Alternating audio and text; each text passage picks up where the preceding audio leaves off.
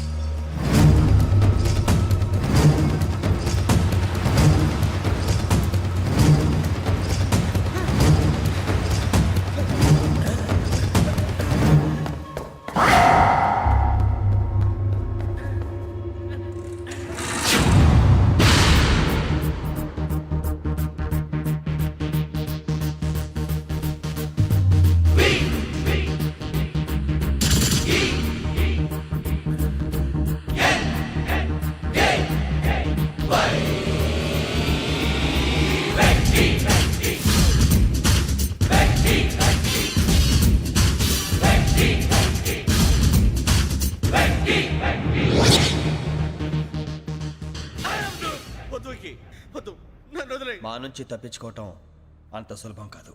నేను పరిగెత్తి అలసిపోయాను. ఏం కావాలి? నీ ప్రాణం అక్కర్లేదు, నీ ఆస్తి అవసరం లేదు. ఏదో అవసరానికి 2000 అప్పుడైతే ఇలా చంపేపోతారని జీవాజీ. ఆయన అప్పు తీసుకున్న తప్పించుకుని తిరగాలి కానీ ఆపేసి మీకు అక్కడ పెట్టండి. కొత్త అప్పు ఇవ్వకూడదని. ఇదిగో వెంకీ, కావాలంటే నీకు ఇచ్చిన పాత బాకీ మర్చిపోతాను, నన్ను వదిలే. మీరు మమ్మల్ని వదలనా? మేము మిమ్మల్ని వదలలేమండి. మీ దగ్గర అప్పు తీసుకున్న నిజం మమ్మల్ని నీలా వెంటాడుతుంది. అందుకు నన్ను ఎంత ఆడుతున్నారా? నన్ను అంతగా అయిపోలేదు. ఉండి లేదంటే మొత్తం లేకుండా పోతారు. ఇప్పుడు మీకు ఇస్తే జరిగేది అదే. ఇస్తే ఇవ్వండి, లేకపోతే మానేయండి, అంతేగాని శుక్రవారం పూట అశుభ మాటలు మాత్రం ఆడకండి. శుక్రవారం లేదు, శనివారం లేదు, అసలు వడ్డీ వ్యాపారం చేయడం లేదా? జీవాజీ, డిస్కషన్స్ అనవసరం. ఇప్పటికి 18,000 ఇచ్చారు, ఇంకో 2,000 ఇస్తే 20,000 రౌండ్ ఫిగర్ అవుతుంది. 2 రోజులు తిరిగి ఇచ్చేస్తాం. వీళ్ళకి ఇప్పుడు దాకా ఇచ్చింది 14,000 కదా, 18,000 అంటాడేమిటి పెచ్చనాయాలు? పడ్డాడు కక్కుర్తాడు. సంగతి వరకు తెలిసి అసలేనయ్యా, ఇదే నేను మీకు ఇచ్చే ఆఖరి అప్పు. మీరు ఇచ్చిన ప్రతిసారి ఇలాగే అంటారు. ఇతనే వచ్చిందని తగలేయకుండా ఊరికే వచ్చింది ఏంటి? అబ్బాయి ఏం లేదండి. జాగ్రత్తగా ఉపయోగించి పైకి రావాలయ్యా. సరే, ఈ 2,000తో 20,000 సంపాదిస్తారు. అదే కూర్చొని ఆలోచిస్తాం. ఆ జీవగాడు ఎప్పటికైనా జీవితంలో పైకి రావాలంటాడు. రోజు ఇంత పైకి వస్తాం తెల్లడికి. రే, మనం దొరికిన వాళ్ళ దగ్గర అప్పు చేసి తాగెత్తనం. ఇలా ఎన్నాళ్ళు ఇచ్చే వాళ్ళు ఉన్నన్నాళ్ళు తెలిసిన వాళ్ళందరూ అయిపోయారు, ఇంకెవరు మిగిలారా? అందుకే నేను ఎప్పుడు అంటూ ఉంటాను సర్కిల్ బెంచ్ మని. ఒక రెండో పెంచుకుందామన్నా ఎవడు కోఆపరేట్ చేయట్లేదా? మనం చూస్తేనే జంప్ అక్కడ. అరే వడ్డీ ఎంతైనా పర్వాలేదు, అప్పు ఏంట్రా అంటే ఒక ముందు రాడే. ముందుకు వస్తే వాళ్ళు వెనక్కి వెళ్తారని భయం. భయం భయం భయం, ఎక్కడ చూసినా భయం. ఎన్నాళ్ళు భయం? మనల్ని చూస్తే మనకే పరమ అసహాయం చేస్తుంది. మనకే కాదు, ఊళ్ళో వాళ్ళందరికీ కూడా అదే ఫీలింగ్. అందరూ డిగ్రీ 3 సంవత్సరాలు చదివి పాస్ అయితే మనం 6 సంవత్సరాలు చదివి పాస్ అయితే మరి ఉద్యోగం ఎవడి? ఉద్యోగాలు ఇవ్వక, అప్పులు ఇవ్వక, తాగేది ఎలాగా, బతికేది ఎలాగా? అరే మనం మాత్రం మనుషులం కాదా? మనకి కోరికలు ఉండవా? ఇప్పుడు మనం ఆలోచించాల్సింది అది కాదు, రేపటికి ఎవరిని చంపాలి. కాలనీలో ఎవరు సార్?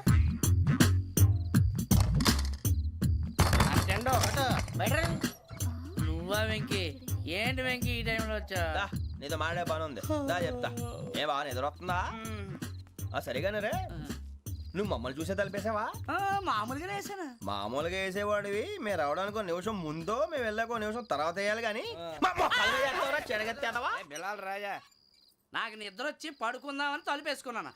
అయినా నా ఇంటి తలుపులు నేను అడిగేసుకోవాలంటే తప్పు చేసిన కాక ఇంకా గేర్ సమాధానం చెప్తావా? మీ ఇంట్లో పెళ్లిడికి వచ్చిన ఆడపిల్లలు ఎదురున్నారు. ఇదిగో అమ్మాయిలు, మీతో ఎప్పుడైనా యథాశాలు వేసానా? విన్నారా? అడుగు తలుపులు వేసావు. అనవసరంగా గొడవ ఎందుకు? ఇక్కడి నుంచి వెళ్ళండి. గొడవ? మీ ఇంటి మీద పడి ఎప్పుడైనా గొడవ చేశానా బిని గారు? లేదు బాబు. విన్నారా? చెప్పు, మమ్మల్ని చూసి తలుపులు ఎందుకు వేసుకున్నావు? అరే మాకు అప్పించిన వాళ్ళు కూడా మమ్మల్ని చూసి ఎప్పుడు తలుపులు వేసుకోలేదు. ఏం జీవాజీ? మరి నువ్వు ఎందుకు వేసుకున్నావు? బాబు టప్ అయిపోయింది, బుద్ధి తక్కువ వేసాను చాలా. అంటే మా మోకాల మీద తలుపులు వేసామని ఒప్పేసుకుంటున్నావు? ఒప్పుకుంటున్నాను. సరే ఇప్పుడు చెప్పు, మా మొఖాల మీద తలుపులు వేసేంత తప్పు మేము ఏం చేసామరా? తప్పైపోయిందని అంటున్నారు కదా, వదిలేయండి బాబు. అదే తప్పు మేము చేసి మమ్మల్ని వదిలేయమంటే మీరు వదిలేస్తారా బిని గారు? తప్పని ఒప్పుకుంటున్నాడు కదా అయ్యా. ఇప్పుడు టైం 11 అయింది, వెళ్ళి పడుకోండి. 11 అయిందా? కొమ్ము ఉంచాడు కదా. నాకు సంబంధం ఏంటి? ఉంది, సంబంధం ఉంది. 11 గంటలకి నా క్లోజ్ ఫ్రెండ్ ఢిల్లీ వెళ్తున్నాడు. 5,000 అప్పిస్తానని ఎయిర్పోర్ట్ రమ్మని చెప్పాడు. నీ గొడవలో పడి ఆ సంగతే మర్చిపోయాను. ఇప్పుడు నాకు జరిగిన నష్టానికి భర్తీ ఎవరు చేస్తారు? మీరా మీరా మీరా? ఎవడు పడితే ఎందుకు చేస్తాడా భర్తీ? భలే వాడి నువ్వు. తప్పు ఎవడు చేసా వాడే చేస్తా. దానికి కారణం ఈ 10 మనిషే కదా. వాడే చేస్తా. యజ్ఞాత షడద్వాతీత రూపిణి అవ్యాజ కరుణామూర్తిరజ్ఞానాధ్వాంత దీపిక బీరు రమ్ము కలుపుకూడదు తలకే పట్టేసింది. అయ్యో ఏంటే చదువుకుంటున్నావా? చదువుకో. దేనైనా వెనక్కి తీసుకురావాలం కానీ పోయిన కాలం వెనక్కి తీసుకురావడం ఎవడి వల్ల కాదు. టైం విలువ గురించి నువ్వు మాట్లాడడం నువ్వు ఎలా పోతే నాకు ఎందుకులే. ఏమ్మా నీ పూజ అయిందా? తలకే పట్టేసింది, కాస్త మజ్జిగుంటే ఇవే. మా నాయనే అందరూ పొద్దున్నే లేచి టీలు కాఫీలు అడుగుతుంటే నువ్వు మాత్రం మజ్జిగ అడుగుతున్నావురా. కాఫీలు టీలు తాగే స్టేజ్ వాడు ఎప్పుడో దాటిపోయాడు. రాత్రి తాగింది దిగాలంటే మజ్జిగే తాగాలి. నువ్వు తల దించుకోవడం ఎందుకురా? నీలాంటి యదవనగానందుకు నేనే దించుకోవాలి తల.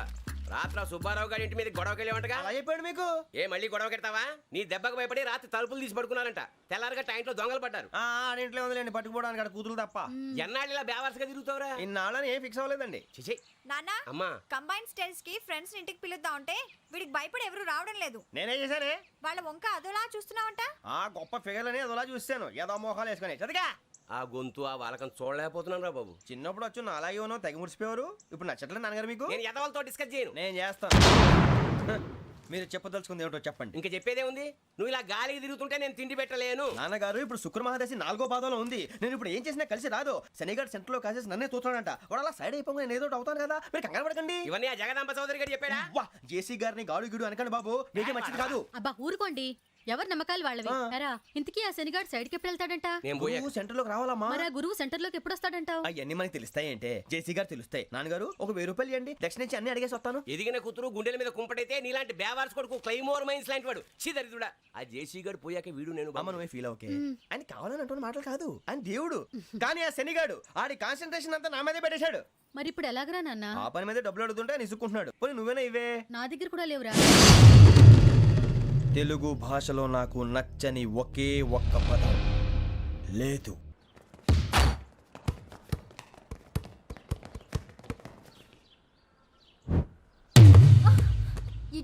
అరే సోరే బాల్ తీసుకురారా.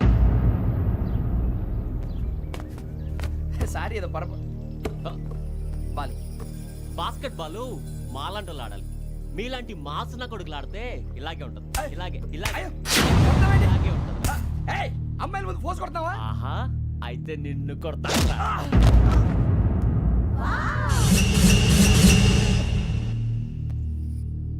వాడు అమ్మాయిలు ఉన్నారని చూడరా ఎరా రెచ్చిపోతున్నాడు. బాస్కెట్ బాల్ మీ వాడి ఆట కానీ మీలాంటి మాసోళ్ళు ఆడే ఆట కాదు అంటున్నాడు రా. రే ఇంత ముందు 2-3 సార్లు కూడా ప్రతి విషయంలో జోక్యం చేసుకుని మన వాళ్ళు కొడుతున్నాడు రా. వాడిని ఏదో ఒకటి చేయాలరా, వాడిని వదలొద్దు.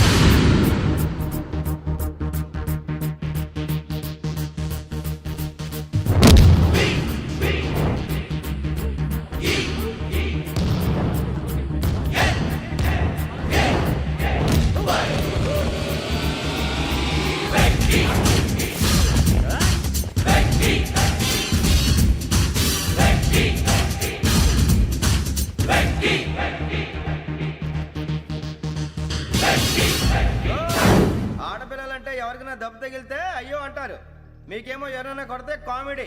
కొట్టిన వాళ్ళు మీ దృష్టిలో హీరోలు. ఇప్పుడు నేను పచ్చడి కొడేస్తాను, నేను హీరోని అయిపోతానా? ఏంట్రా రెచ్చిపోతున్నావు? మాకు ఛాన్స్ ఇవ్వా?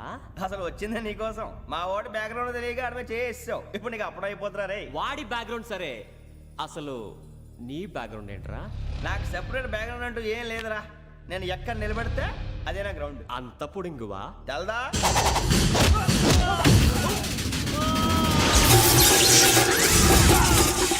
ఎవ్వా మన మామిడి కొట్టినప్పుడు వావ్ అన్నారు, ఇలాగే ఉంటుంది.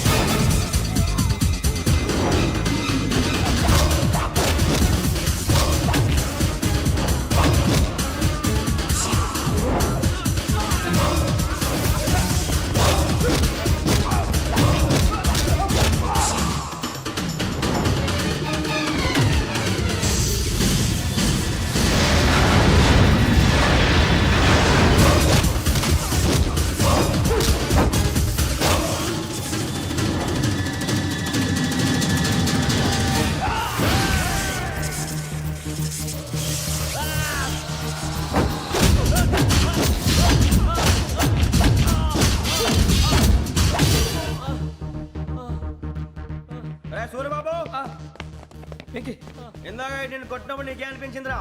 కుమ్మేయాలనిపించింది. మరి కుమ్మే. అమ్మో కుమ్ము. రేయ్ నిన్ను అమ్మాయిని ముందు పట్టుకొని కొడతాను. అలా కొడితే ఏ తగ్గుతుందిరా ఆడికి? అసలు ఎక్సైజ్ బాడీ ఏదవుది తప్ప చెప్తాను. కొడితే మడతడిపోవాలి. మాస్తో పెట్టుకుంటే మడతడిపోద్ది. ప్రపంచంలో ప్రతి వాడు ఏదో పని చేసుకుంటున్నాడు, మనం తప్ప. మా కాంట్రాక్టర్ తో చెప్పి పని ఏదైనా ఇప్పించరా? ఎలాంటి పనులు మేము చేయం. డిగ్రీలు బిఏ, నేను ఎంఏ. ఇలా ఇచ్చాడేంట్రా? అయ్యి బాబోయ్, ఇంకేమైందిరా? మడతడిపోయిందిరా బాబు.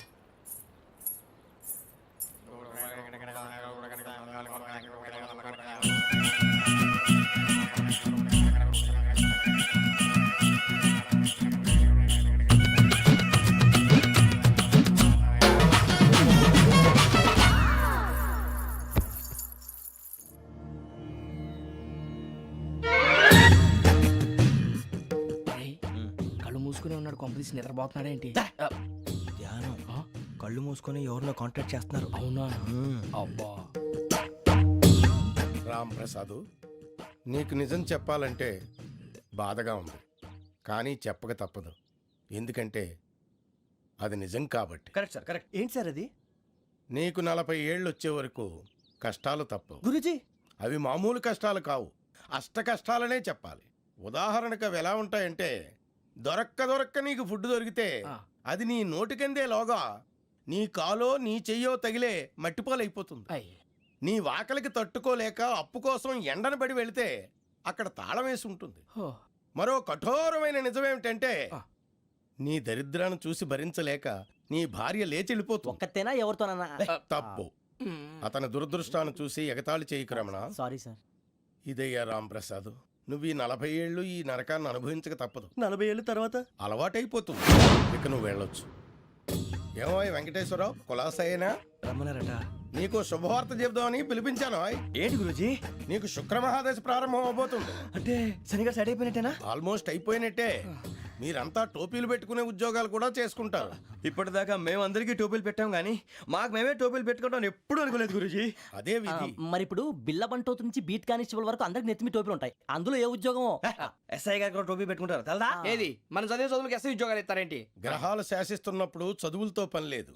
ఏబిసిడీలు చదివినా చాలు మీ జీవితాలు విచిత్రమైన మలుపులు తిరుగుతాయి. మీకు విపరీతమైన ఫాలోయింగ్ వచ్చేస్తుంది. మీరు చాలా ఫేమస్ అయిపోతారు. వింటానికి చాలా బాగుంది. ఇప్పుడు మమ్మల్ని ఏం చేయమంటారు గురుజీ? ఏమీ చెయ్యదు, వెయిట్ చేయండి. కాలం కలిసి వస్తే అదృష్టమే మిమ్మల్ని గేలం వేసి పట్టుకుంటుంది. అంతవరకు వెయిట్ చేయండి. వెయిట్ చేసి కొంచెం వెయిట్ కూడా పెరిగింది. అయినా పర్వాలేదు, వెయిట్ చేస్తాం. అందాక ఏ అప్పు సపోర్ట్ చేసుకుని తాగుతాం, బ్రతుకుతాం. అన్నట్టు అప్పు అంటే గుర్తొచ్చింది. అప్పు మీద మీ అభిప్రాయం ఏంటి గురుజీ? ఏంటరా ఇంత నుంచి మీకు ఎదుగుతున్నాను రా. ఇక్కడేం చేస్తున్నారు? ఏ మన టైం బాగుందిరా. ఎవడన్నా అప్పిస్తున్నాడా ఏంటి? కాదురా, ఉద్యోగాలు ఇస్తారమ్మన్నాడు. గురుజీ చూసారా, చౌదరిగా చెప్పింది నిజమే. మరి శుక్రమాదేశ్ మొదలైంది.